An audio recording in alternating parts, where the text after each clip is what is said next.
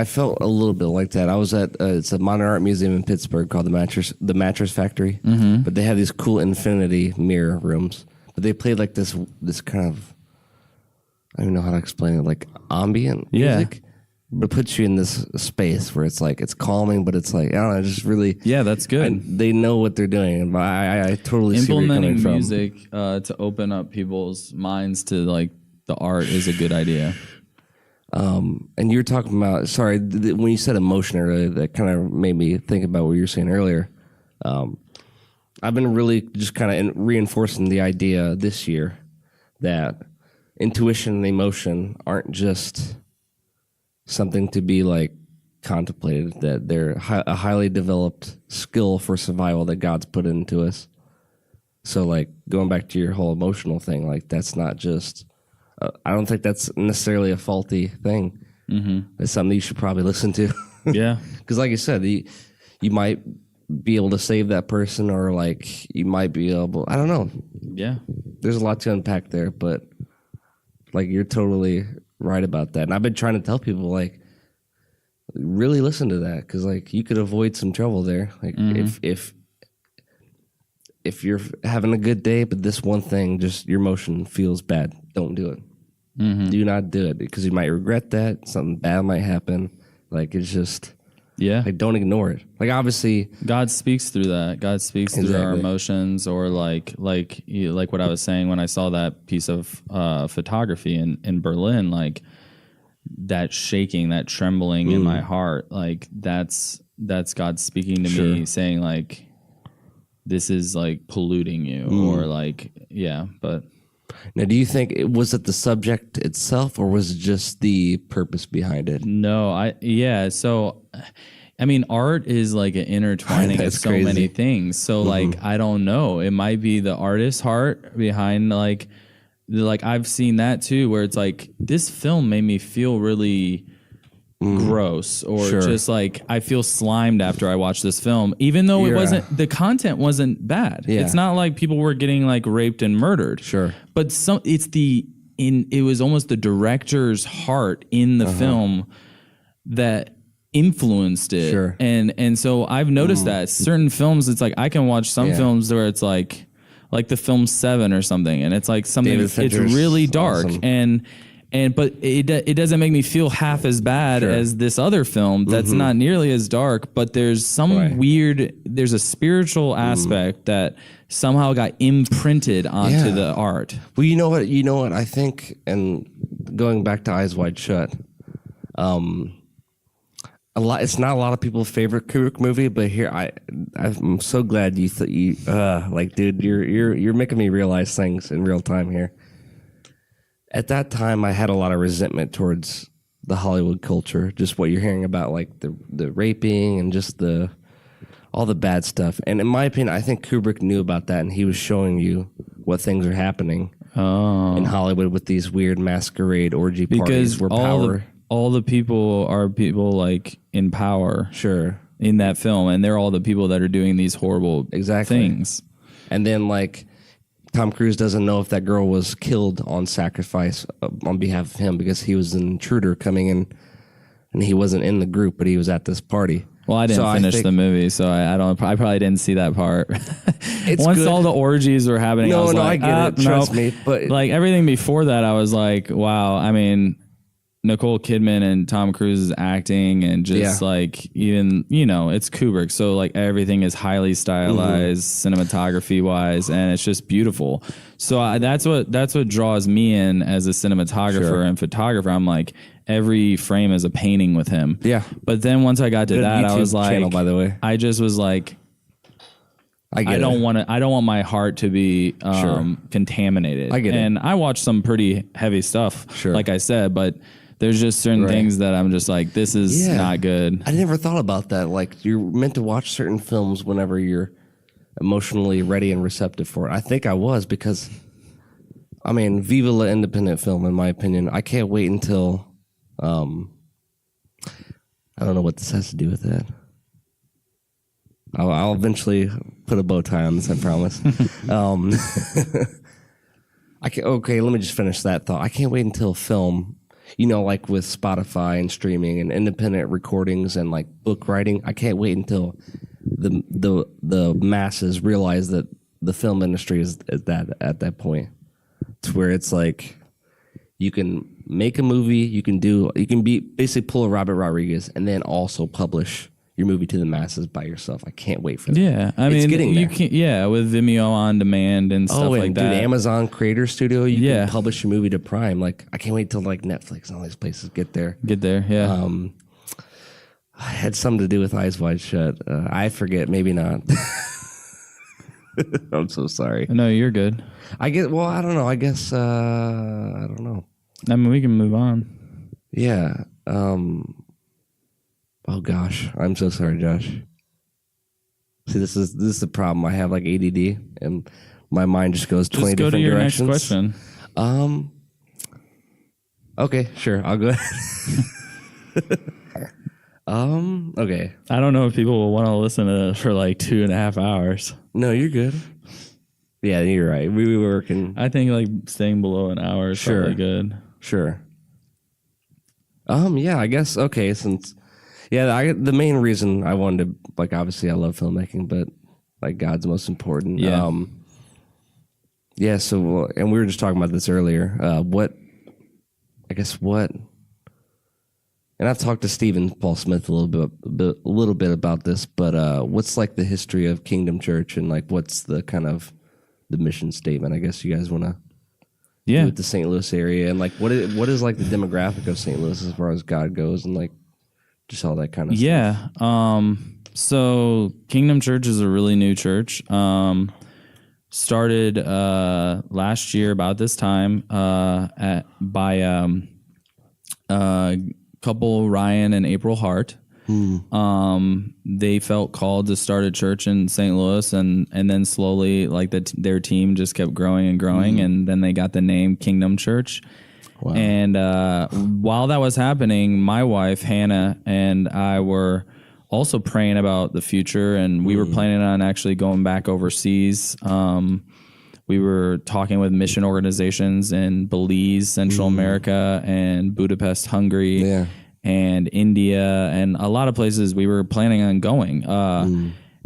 And then God spoke to us both separately at a conference in Los Angeles, the Heaven Come Conference with Bethel Music. And I heard something the very first day, and I turned to Hannah and I was like, "Did you hear something like from the Lord?" Wow. And she was like, "Yeah." And I was like, "Don't tell me till the end of the conference." So if there was a 3 or 4 day conference, and we're both hearing things, because I mean, it's called Heaven Come. So there was open heaven. And so for months we had been praying about our future, and we never could get a real answer. And so we were kind of just thinking, we'll go overseas. But at that conference, I started hearing things, and then we shared after the conference at a coffee shop. And I was like, okay, what'd you hear? You go first.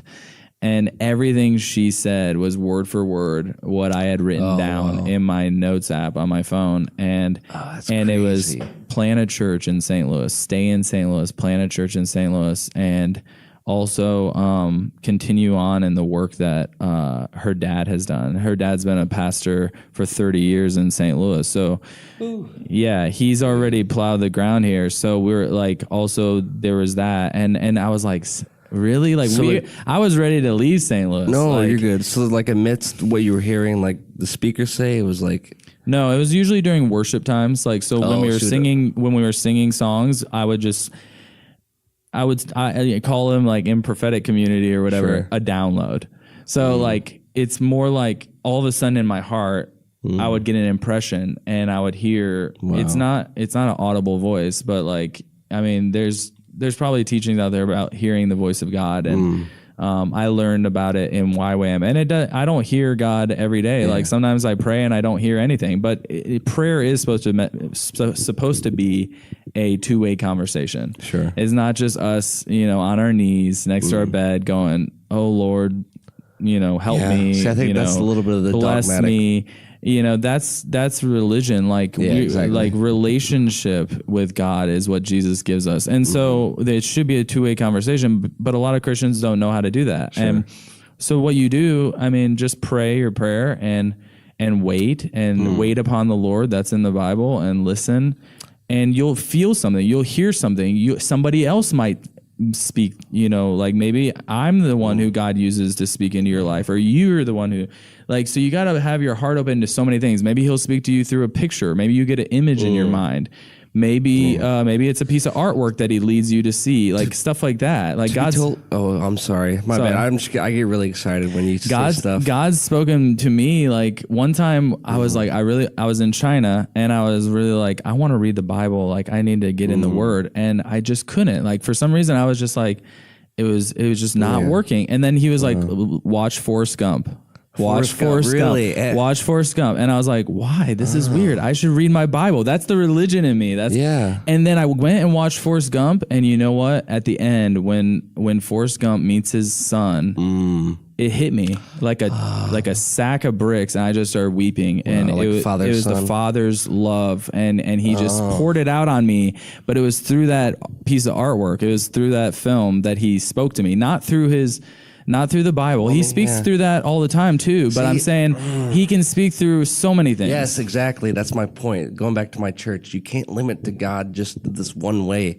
He's the creator of everything. God cannot be limited. God is in the molecules. He can freaking communicate these styrofoam like soundproofing in the studio. I don't know. I mean, you might have to be super receptive to that, but it can happen, dude. For sure. Like, so, what was I saying before the whole Forrest Gump thing? You're talking about possibly leaving St. Louis and planning a church. Oh yeah, so then God, so that's how you kind of asked how we heard. So that's kind of how both of us, we were in worship. We both were hearing these things, and I would just pull out my phone and write it down, and it was all like plan a church in St. Louis. So we go back home, and we're like, how do we do that? How do we plan a church? And so Hannah and I just started doing these worship nights here in this building, actually, in my apartment. That's how it all did. And worship and prayer. And we had amazing times, and we had maybe 10 to 15 people come out every time we had it.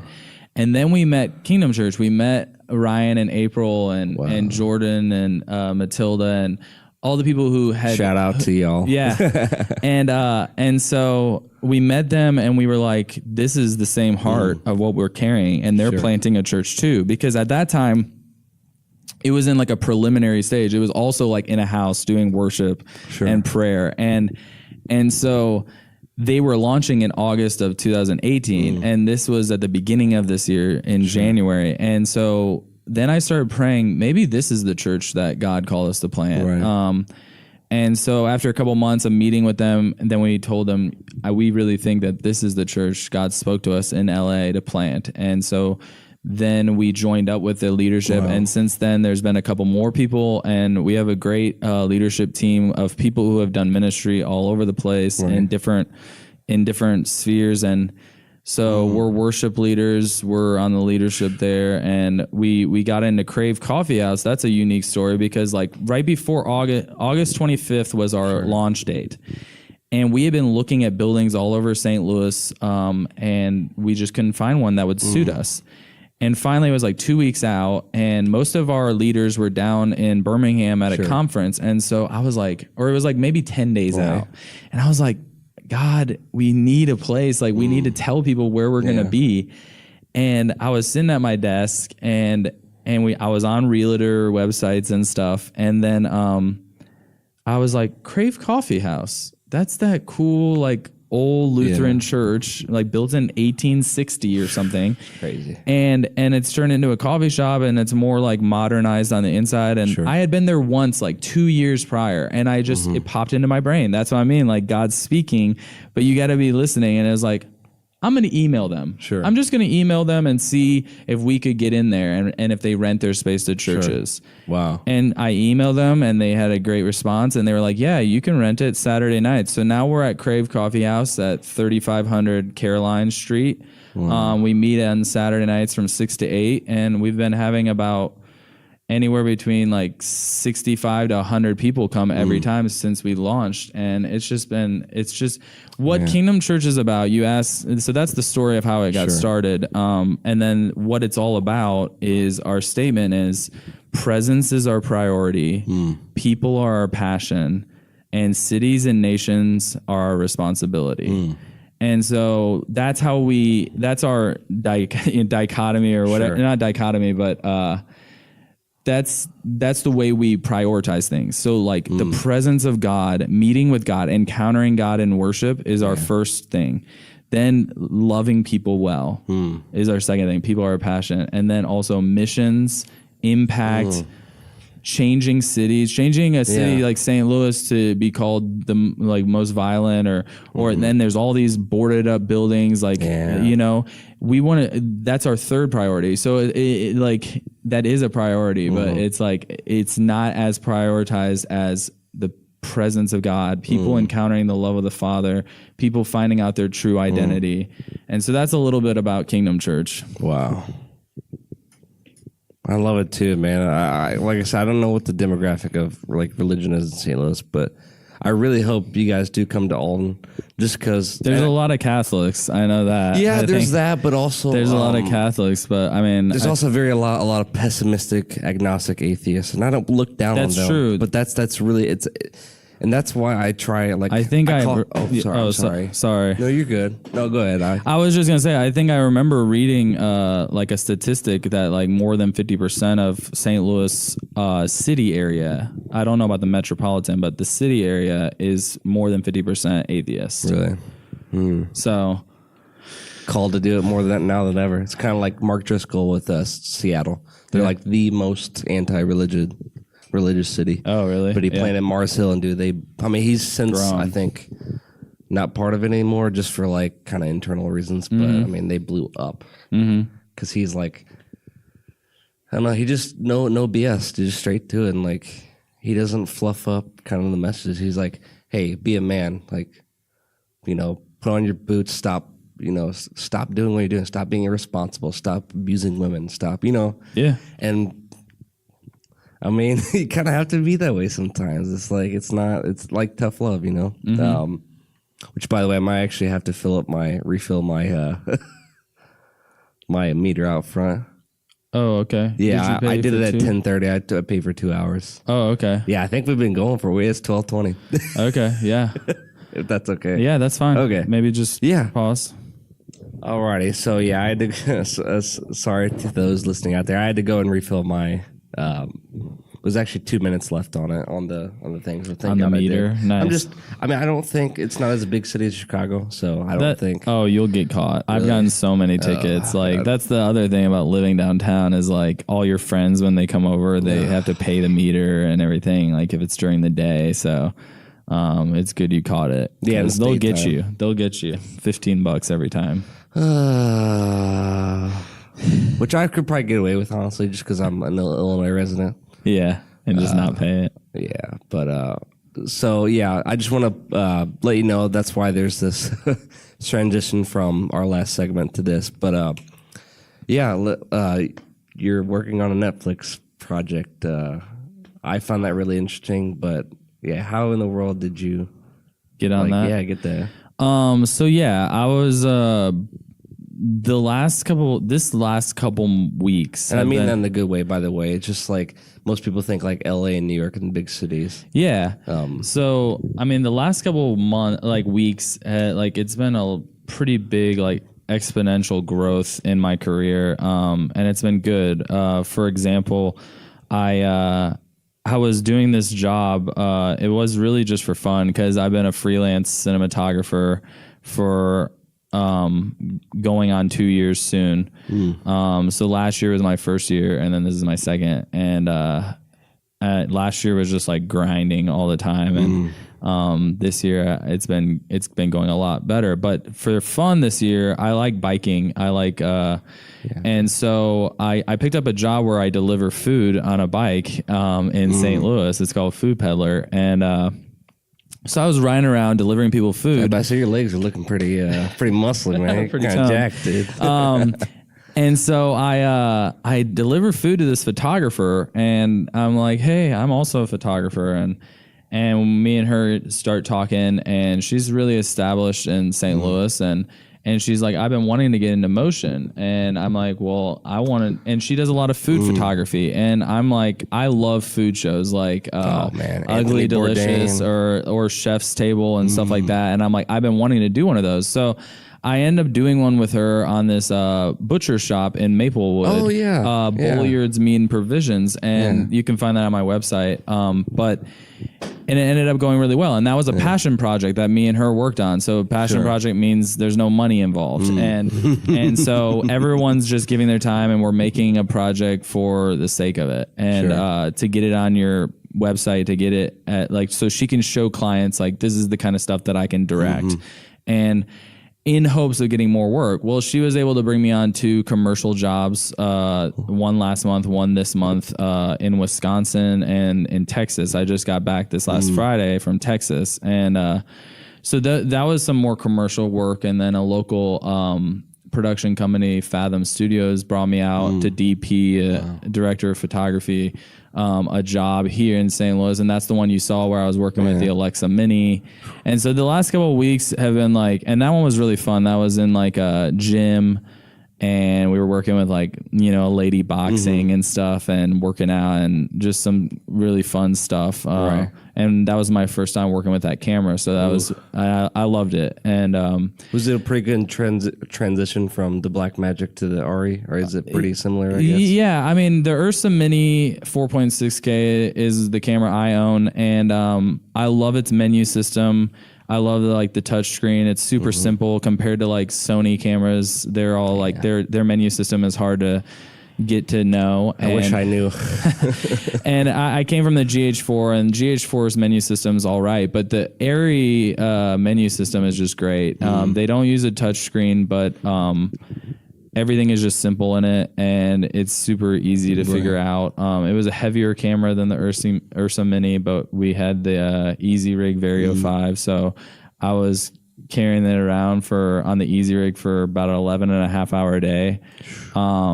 And that camera is about, once we had it fully like rigged out, it was probably about 25 pounds. So, but that was fun. And the Netflix one came like right after that. It's a really funny story because the guy who was the director, he used to live in this building in the arcade apartments, Garrett Dance. And him and his partner owned this production company, a little production company that was here in St. Louis called Campsite. And I did a music video with them like 2 years ago now. And I got paid like $100 or something. It was like super low budget. We drove in the middle of the night.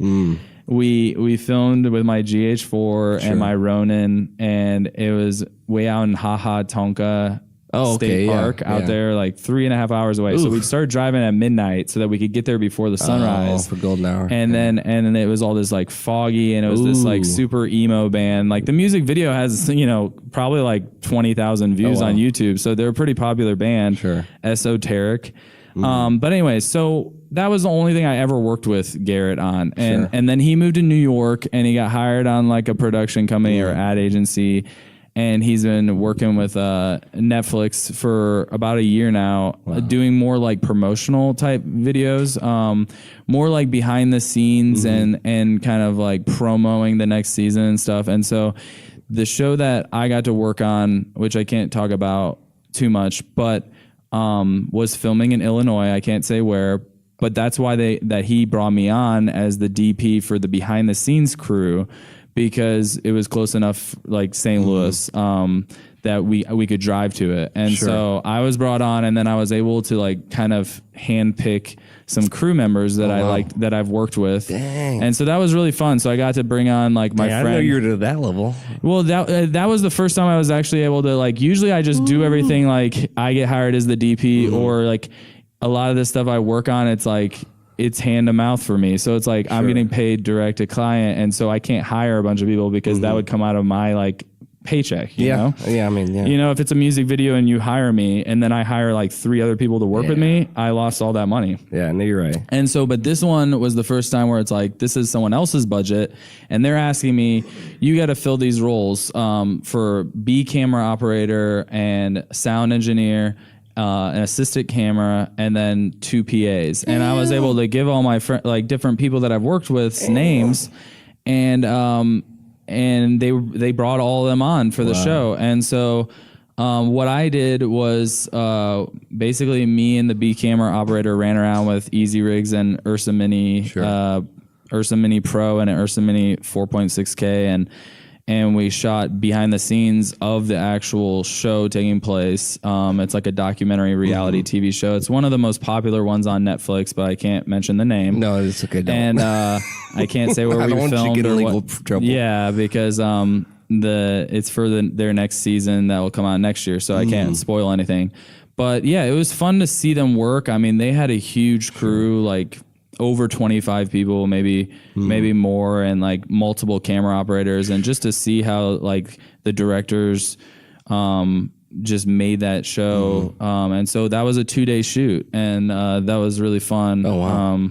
So that's kind of how I got brought on the Netflix thing. Awesome, you know, you never know. Like, you work with someone, maybe it's a free job, maybe it's $100 for some low budget music video, but you never know where they're going to go 2 years down the road. Do you know who Gary Vaynerchuk is? Gary V. I've never heard of him. He's talking about, he likes to do like the whole like 50. I think he calls it like 51-49. Give 51%, get back 49. Just like humble yourself and be thankful and be grateful, and that eventually those like, oh, that sucks, $100 jobs 2 years down the road you're gonna it might be a couple grand. And and then like a couple grand a day, and then you're like, oh yeah, we're gonna keep you for a couple weeks. Like, holy crap.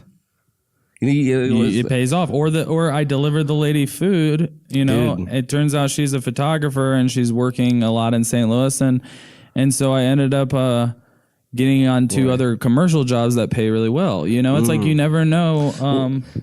You never know where you're going to meet somebody who's going to, you know, help you in your career. Exactly. Well, and I think you're living proof of, and I haven't done like extensive research into this, but I believe that the internet, and obviously there's geographical location kind of benefits of being in LA and Atlanta, New York and whatnot, but the internet's breaking down all those walls to where you can be in St. Louis and work on some awesome projects.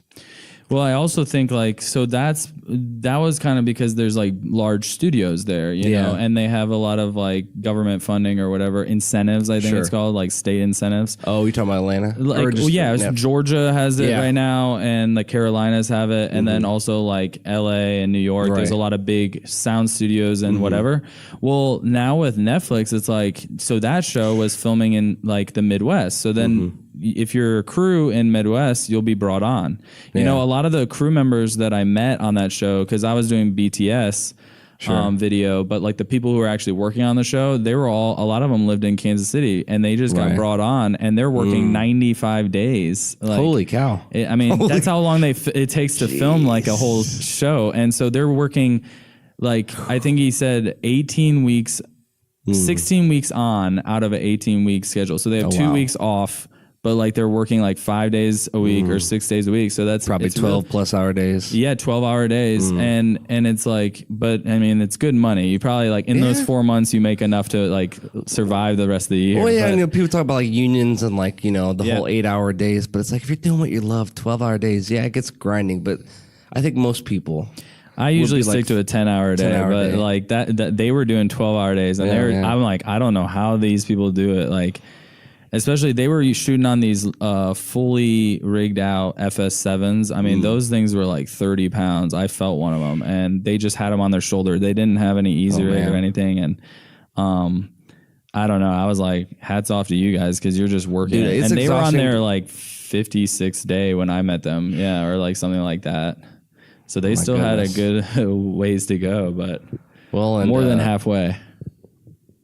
I mean, just holding the boom mic can get exhausting. Yeah. And imagine doing it every day, and you wake up and you have to do it again, and they do like 6 days in a row. I would have the shoulders of like a boxer or something. That's crazy.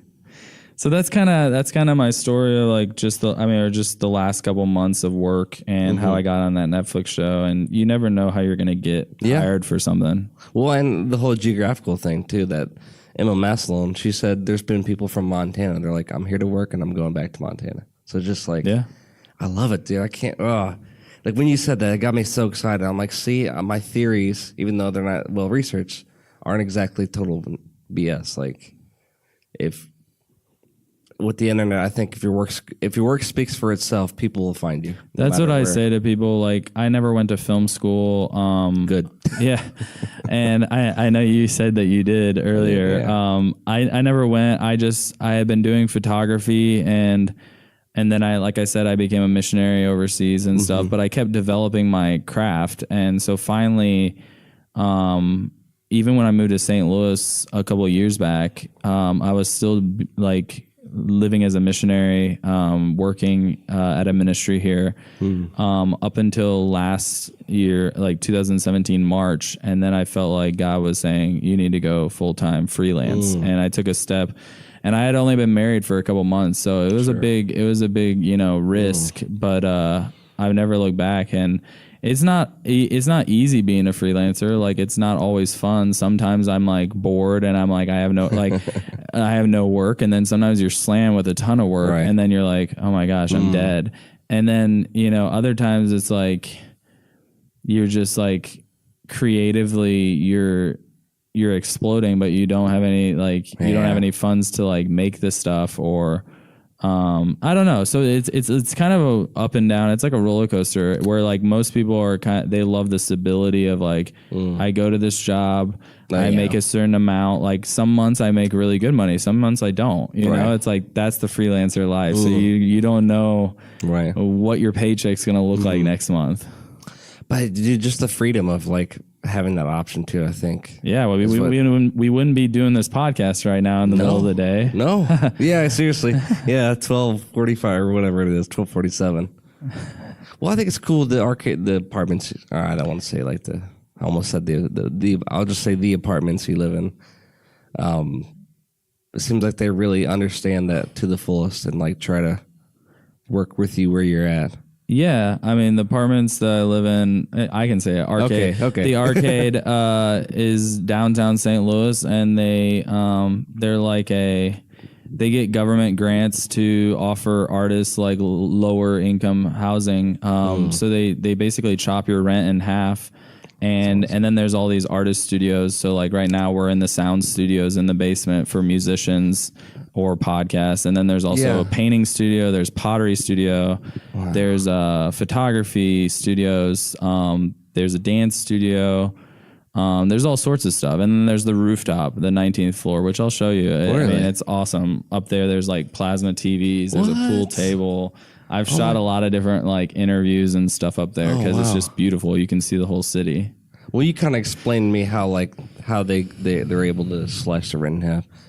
In my opinion, I think that would incentivize people to get off their butts and actually get out there and like be an entrepreneur and get paid for their work. So, dude, I think it's awesome. I think the reason there's a couple of them actually in St. Louis like this, artist apartments or artist lofts, and I think they do it because a lot of people just think I got to go to New York or LA, and so they leave St. Louis, and so then we lose all of our artists. And art shapes culture, and culture is important because that's what we think and believe in. And so if we lose all of our artists, St. Louis doesn't have as much culture. And so I think it's a great way to incentivize people to be like, let's stay in St. Louis. St. Louis is a cool city. Yeah.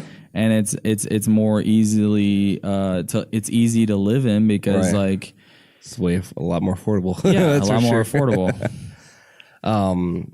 Gosh, what was I gonna say? You're talking about, oh my goodness. Okay, incentivizing all that good stuff. Goodness gracious. I lost the thought. That's fine. Another one. You can just move on or whatever. Like, what else did you want to talk about? I don't know. To be honest with you. St. Louis is awesome. It's cool that you're doing God's work here. I love that you're a Christian in the filmmaking industry. Oh, okay. This is the kind of thought that I had. I think I guess it was more of like a statement, but it was also a question. Do you feel, let me try to word this right.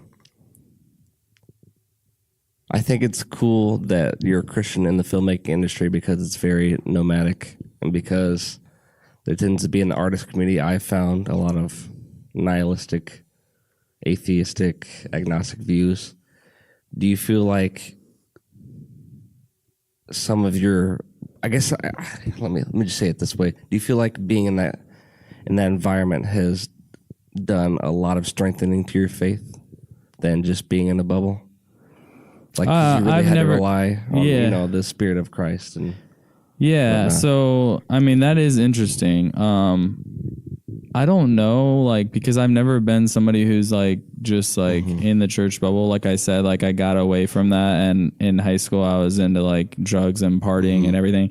So even after getting saved in Germany, when I met the Lord, like I ended up going to parties and people were passing around joints again, and I just wouldn't take them then. You know, I've been drug clean since I met Jesus, and I don't even, you know, I just don't believe that I need things to get high. Like I should get high off the Holy Spirit. Like even Paul talks about, don't get drunk with wine, but get drunk with the Holy Spirit. So that's a thing, you know. So there's pleasures evermore at his right hand. So, but I've never been one to be like just in a Christian bubble, and I think more these days I'm around Christians more often. And so I actually like that about filmmaking is like I get to work with people who aren't believers, and I usually don't share my faith on set. I like to share it when I'm offset with people, and usually organically, you know, people will share something and it'll trigger a story, and I get to share a bit about my story with God. And I don't like preaching straight at people. I like to meet people where they are on their journey. And so like for example, like the director I've worked with on a feature length film last year, and I'm about to work on a short film called Saturday the 15th. Is that what the title is called? Saturday the 15th? Saturday the 15th. Saturday the 15th, okay. And that's coming, I mean, that we're filming that this month, or November 10th through the 14th. It's a short film. And better bundle up. His name's Eric Chandler. He's just a really funny guy and a writer, director, actor, and he's from St. Louis. But you know, he knows a lot about my story. He knows, like, you know, that I believe strongly in God, and that I follow Him, and that. But like, you know, it's like I've talked to him about my faith, but never like while I'm on set, like always when we're meeting together, always in a relationship. And so I don't know as far as like, has it impacted me, but I think because I've always been somebody who like my relationship with God is not like confined to a church. It's, you know, it's my way of life. Like, but anyways. No, that's the best way to be. But yeah, dude, honestly, God, I feel like my creative juice is gone. To be totally honest with you. No, we probably need to get some food in us. That's probably what it is. I need to get some food, and then so that I can maybe like lay down before I get the carb coma, and then before I have to go to work. But I work at a coffee shop, so that's good. But dude, this is another example of just not being doubtful in myself and just asking. And not even like putting the doubt in that question when I'm sending it to someone, and just being receptive and just putting out an offer. They're like, hey, I know you don't know me, but I really like what you're doing. I'd like to come on, and I do like what you're doing. Yeah, thanks for reaching out on Instagram. That was awesome. Yeah, I guess so. This is the plug session, or the plug section. Where can we find your work, or how can we? You can, my website's just joshherum.com. Herum is spelled Herum. You'll probably see it on the podcast though. So just joshherum.com. My Instagram is joshherumdp. That's my work Instagram. If you want to see more about like ministry and my life, that's just jherum. So I have 2 different Instagrams, and then, that's about it. You can come to this .Zac in St. Louis this Sunday, November 4th. If you want to see The Man Behind The Merferds, it's a 35-minute documentary about a street artist that I made at St. Louis International Film Festival. I think the tickets are like $12 or something. But you get to see Living in Tents along with that, which is a feature-length documentary about homelessness in St. Louis. And then yeah, be on the lookout for Saturday the 15th. It's a narrative comedy film about two women who are robbing houses. Oh, wow. Written and directed by Eric Chandler, and I'll be the DP. Oh, that's director awesome. of photography. So heck yeah, dude. Yeah. Well, Josh, I appreciate you coming on, man. Thank you so much. Yeah, dude. Thanks for having me. Have a good day, everyone. Thanks for listening to the Lone Wooff Podcast.